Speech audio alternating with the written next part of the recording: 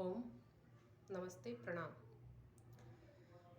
आज की वीडियो में मैं आपको बताने जा रही हूँ कि रात को क्या खाएं, कब खाएं और रात में नींद लेना क्यों ज़रूरी है।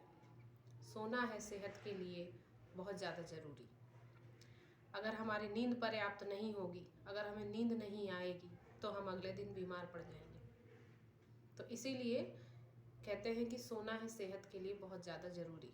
और रात्रि की हमारी आहारचर्या क्या हो, हमें कब भोजन लेना चाहिए, सोने के पहले हमें भोजन कब लेना चाहिए, कितना अंतराल होना चाहिए, ये मैं आपको आज वीडियो में बताने जा रही हूँ।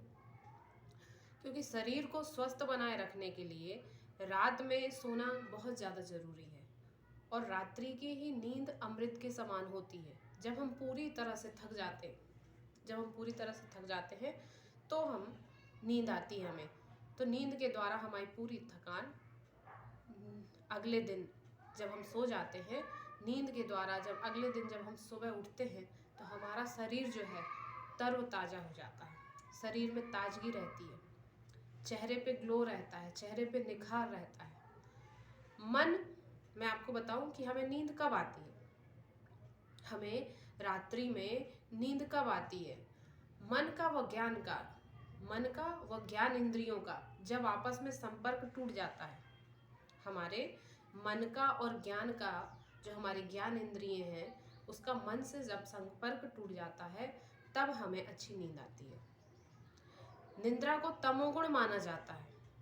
आयुर्वेद में निद्रा को तमोगुण माना जाता है। अच्छी नींद रात में ही सही तरीके से होती है। सोते समय हमें उत्तर की तरफ सिर करके, जब हम सोते हैं तो उत्तर की तरफ सिर हमें नहीं करके सोना है। उत्तर की तरफ हमें सिर करके नहीं सोना चाहिए। आयुर्वेद में ऐसा कहा जाता है कि जब हमारा जो सिर है उत्तर की तरफ सिर नहीं होना चाहिए।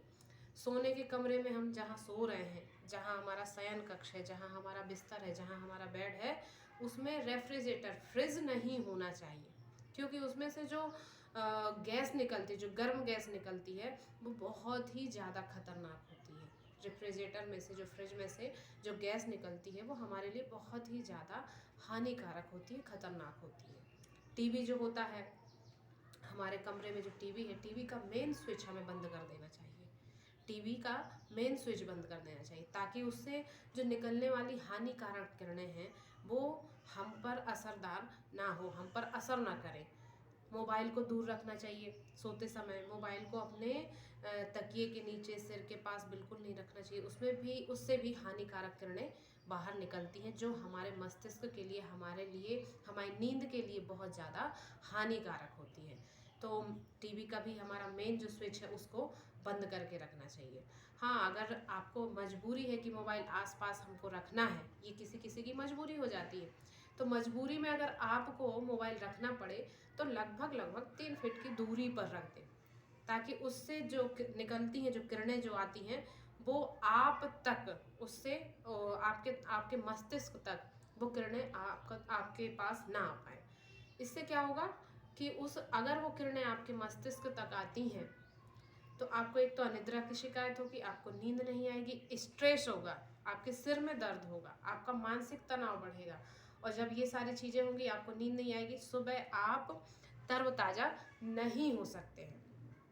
और विदेशों में रिसर्च किया गया है, कि जो डबल बेड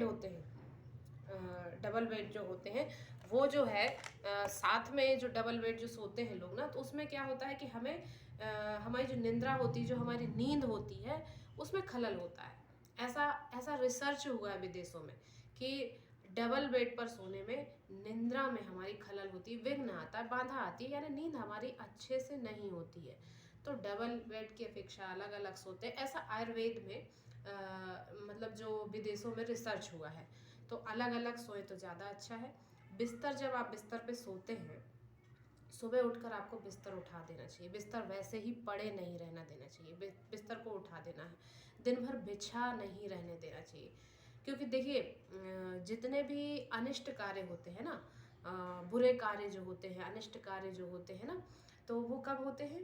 रात्रि के समय होते हैं या दिन में होते हैं। अशुभ अशुभ कार्य जिसको हम कह सकते हैं। जब हम सुबह उठते हैं ना तो वो बेला शुभ बेला कहलाती है, शुभ मुहूर्त कहलाता है। प्रातः जब उठते हैं हम तो जल्दी हमें उठना चाहिए, क्योंकि सुबह का जो समय होता है, जो प्रातः बेला होती है, उसको शुभ बेला कहते हैं, शुभ सवेरा कहते हैं, गुड मॉर्निंग कहते हैं। क्योंकि सुबह जो है ना चारों तरफ से शुभता, ब्रह्मांड में शुभता छाती है। सुबह कभी भी कोई बुरे कार्य नहीं होते हैं। और देखिए, नींद हमारी प्रगाढ़, जितनी नींद हमारी प्रगाढ़ होगी, प्रगाढ़ का मतलब जितनी ज़्यादा हमारी नींद गहरी होगी उतनी ही हमें थकावट दूर होगी। और जितना हमारी थकावट दूर होगी तो हमारा मन शांत होगा, मन प्रसन्न होगा, शोक भय चिंता क्रोध नहीं होगा। और जहाँ शोक भय चिंता क्रोध होता है वहाँ पर नींद नहीं आती है। अपने मन को बदलना है, अपने विचार को बदलना है, अपने मन को पवित्र रखना है, अच्छे विचार अपने मस्तिष्क में लाना है, बुरे विकारों को हमको निकाल देना है।